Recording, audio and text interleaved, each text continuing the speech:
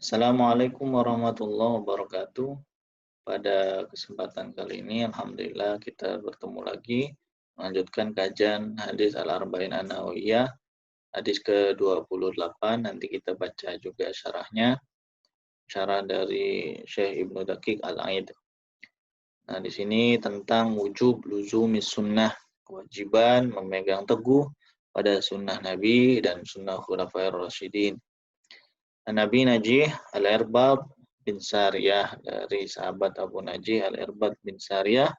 Beliau itu ashabus suffah, orang-orang yang hidup sederhana, kalangan muhajirin, tapi pada akhirnya beliau bertempat tinggal di Homs, Suriah. Qala, ia berkata, wa'adhana Rasulullah Shallallahu Alaihi Wasallam, Rasulullah itu pernah memberi mauidhah pada kami, mauidhatan berupa mauidhah wajilat min hal qulub, yang mana mauidhah tersebut membuat hati bergetar, wa dharifat min hal uyun, yang membuat mata bersedih. Fakulna ya Rasulullah, maka kami bertanya kepada Rasul, wahai Rasul, ka'annaha mau'idhatu muaddi, mau'idhah engkau ini seperti mau'idhah perpisahan. Fa'ausina, oleh karena itu berilah wasiat pada kami. Qala usikum bitaqwallah, kami usikum bitaqwallah, aku berwasiat pada kalian, takwalah selalu pada Allah. Wasam'a wa ta'ata, dan patuh pada pemimpin. Sami'na wa ta'na wa in ta'ammara 'alaikum abdun, walaupun yang menjadi pemimpin itu adalah seorang hamba sahaya atau budak. Fa innahu may ya'ish minkum fasayara ikhtilafan katsira. Siapa yang kalian itu masih hidup nanti, maka akan menemukan banyak atau hidup dalam keadaan perbedaan-perbedaan yang cukup beragam, cukup banyak sekali. Fa'alaikum bisunnati, oleh karena itu berpegang teguhlah pada sunnahku, wa sunnatil khulafa'ir rasyidin, dan sunnah-sunnah para khalifah rasyidin yang mendapatkan petunjuk, al-mahdiyin yang diberikan petunjuk. Addu 'alaiha bin nawajid, gigitlah dengan gigi gerahammu, artinya berpegang teguhlah pada sunnahku dan sunnah khulafair rasyidin. Wa iyyakum wa muhdatsatil umur, takutlah kalian pada hal-hal yang muhdatsa, pada hal-hal yang baru. Hati-hatilah mengenai hal-hal yang baru. Fa inna kulla bid'ah dhalalah, setiap bid'ah itu ada unsur dolalahnya, ada unsur kesesatannya. Maksudnya apa nanti dijelaskan di syarah hadis ini. Rawahu Abu Daud wa Tirmidzi, Imam Abu Daud dan Imam Tirmidzi meriwayatkan hadis ini. Menurut Imam Tirmidzi, hadis ini hadis hasan sahih. Wa fi ba'di turuqi hadzal hadis, dalam sebagian riwayat, ya redaksi yang lain, tentang hadis ini ada juga hadis tambahan, famadza ta'hidu ilaina, ada tambahan. Qala laqad taraktukum 'alal bayda lailaha kanahariha la yazighu anha illa halikun. Jadi ada redaksi yang berbeda dari hadis yang di atas, tapi pada intinya sama. Qauluhu mau'izatun balighah, sabda Nabi mau'izatun balighah, yakni balagot ilaina wa atharat fi qulubina. Dalam riwayat lain juga ada kata balighahnya. Balighah itu mau'izah yang mengena, ya mengena dalam hati. Tadi wajilat minhal qulub, itu yang membuat hati takut. Wa zarifat minhal uyun ka'annahu qoma maqama takhwif wa wa'id. Nah, ini mau'izah ini seakan-akan bentuk peringatan untuk para sahabat. Waqulu sabda Nabi usikum bitaqullah wa sam'a wa ta'ah, maksudnya sami'na wa ata'na, mendengar dan patuh, yaitu kepada liwulatil umur, pada pemerintah yang sah. Wa in ta'ammaru alaikum abdun. Nah, ini redaksi hadis di atas menggunakan wa in ta'ammaru alaikum abdun.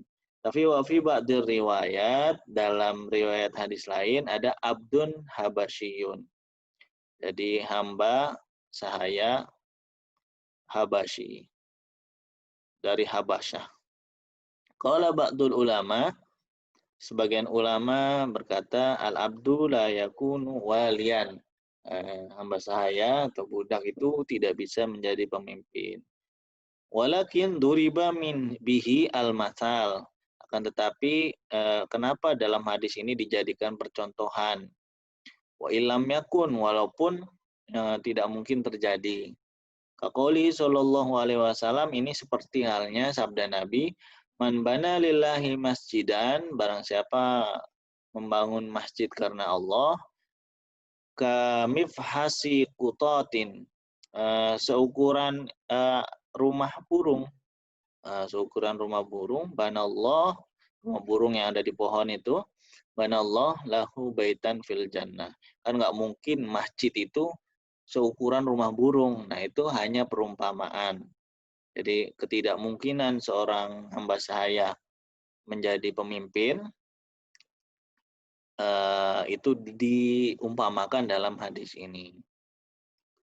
Kalaupun terjadi, ya kamu harus nurut pada pemimpin dari hamba sahaya atau dari kalangan budak. Wa mifhasu kutotin la yakunu masjidan. Jadi rumah burung yang ada di pohon itu nggak mungkin kan jadi masjid, nggak ada masjid seukuran itu. Walakinnal amtal ya'ti fiha mithlu dzalik. Tapi biasanya perumpamaan itu di apa namanya? Saking harus patuhnya pada pemimpin. Nah, karena ada makna sakingnya itu. Wa yahtamilu annan Nabiy sallallahu alaihi wasallam, ini juga bisa dimaknai, hadis itu bisa dimaknai juga bahwasanya Nabi Muhammad sallallahu alaihi wasallam akhbaro, mengabarkan bifasadil amri wa wad'ihi, kerusakan suatu hal, wa wad'ihi bi ghairi ahlihi, dan meletakkan suatu hal yang bukan pada ahlinya, itu nanti akan menimbulkan kerusakan. Hatta tudha'al wilayah fil abid, sampai-sampai kepemimpinan itu diserahkan pada hamba saya. Fa idza kanat fasma'u wa ati'u tagliban li ahwanid dararain. Ketika misalnya itu terjadi, kepemimpinan itu jatuh di tangan hamba saya, maka tetaplah fasma'u wa ati'u, dengarkan dan patuhlah. Karena untuk menghindari dua kebahayaan yang jadi untuk mengambil ke bahaya yang paling ringan gitu. Kalau kita nggak memberontak, itu kan nggak akan ada perpecahan. Jadi kalau sampai ada tindakan-tindakan anarkis, ini akan menimbulkan suatu perpecahan atau suatu chaos yang lebih besar. Wa huwa as-sabru ala wilayati man la tajuzu wilayatuhu illa li'alla yufdi ila fitnatin azimah. Itu tadi. Jadi walaupun seandainya misalnya kepemimpinan itu jatuh di tangan orang yang tidak sepatutnya, kita nggak boleh memberontak. Tapi kan mekanisme di Indonesia ada mekanismenya untuk melengsarkan seorang pemimpin gitu. Tapi jangan sampai ada pemberontakan, itu lebih berbahaya. Jadi fitnahnya lebih besar, kerusakannya lebih besar. Wa qauluhu, sabda Nabi yang di atas, yaitu wa innahu may ya'ish minkum ba'di, fasayara ikhtilafan katsira. Hadza menurut Syekh Ibnu Daqiq Al-Id ini adalah Nabi tahu akan suatu hal yang akan terjadi itu sebagian dari mukjizat yang Nabi miliki. Nabi akhbaru ashabahu bima yakun ba'dahu minal ikhtilaf. Jadi Nabi mengabarkan pada sahabatnya bahwa nanti kalian hidup itu di tengah-tengah perbedaan yang cukup tajam. Wa ghalabatil munkar, dan melandaknya kemunkaran. Wa qad kana aliman bihi alat tafsil. Padahal Nabi itu sebenarnya tahu secara terperinci, tapi walam yakun bayyanahu likulli ahadin. Tapi Nabi tidak menjelaskan hal tersebut pada setiap orang. Innama hadzara minhu alal umum. Tapi Nabi memberikan peringatan secara umum saja. Wa qad bayyana dzalika li ba'dil ahad, li ba'dil ahad. Tapi terkadang Nabi juga menjelaskan hal tersebut pada orang-orang tertentu seperti Hudzaifah, sahabat Hudzaifah. Kalau tidak salah beliau ini tahu seseorang munafik atau tidak. Wa Abi Hurairah, dan sahabat Abu Hurairah, maklum beliau ini banyak meriwayatkan hadis dari Rasulullah. Wa dalilun ala izami mahallihima wa manzilatihima. Jadi keduanya itu memiliki posisi istimewa di mata Rasulullah. Wa qaluhu fa'alaikum bisunnati. Maksudnya apa? Berpegang teguhlah dengan sunnahku, yaitu as-sunnah adalah at-tariqah al-qawimah. Metode cara yang lurus, allati tajri, yang berjalan ala sunani, di atas sunnah-sunnah, wa huwa as-sabilu al-wadih, jalan yang terang. Wa sunnatil khulafa'ir rasyidin al-mahdiyyin, yaitu alladzina syamilahumul huda wa humul arba'ah bil ijma'. Khulafa rasyidin itu adalah Abu Bakar, Umar, Utsman, dan Ali. Ini pendapat-pendapat sahabat beragam,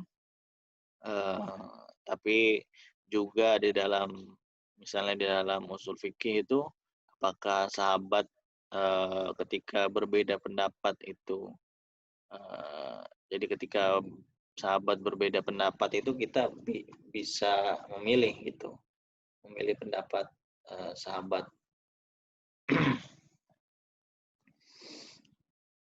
Wa amara sallallahu alaihi wasallam, Nabi memerintahkan bisabati ala sunnatil khulafa'ir rasyidin li amraini.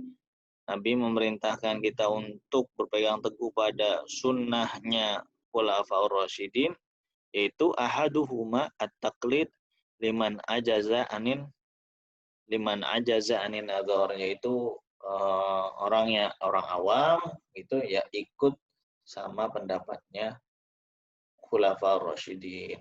Ya, tapi kan orang awam gimana cara mengakses pengetahuan sampai ke Khulafaur Rasyidin kalau tidak pernah misalnya mengaji gitu kan. Ya tentu kan ini butuh sanad. Jadi orang ngaji itu butuh sanad. Harus ada sanadnya. Saya dari guru saya dari gurunya sampai ke Rasulullah.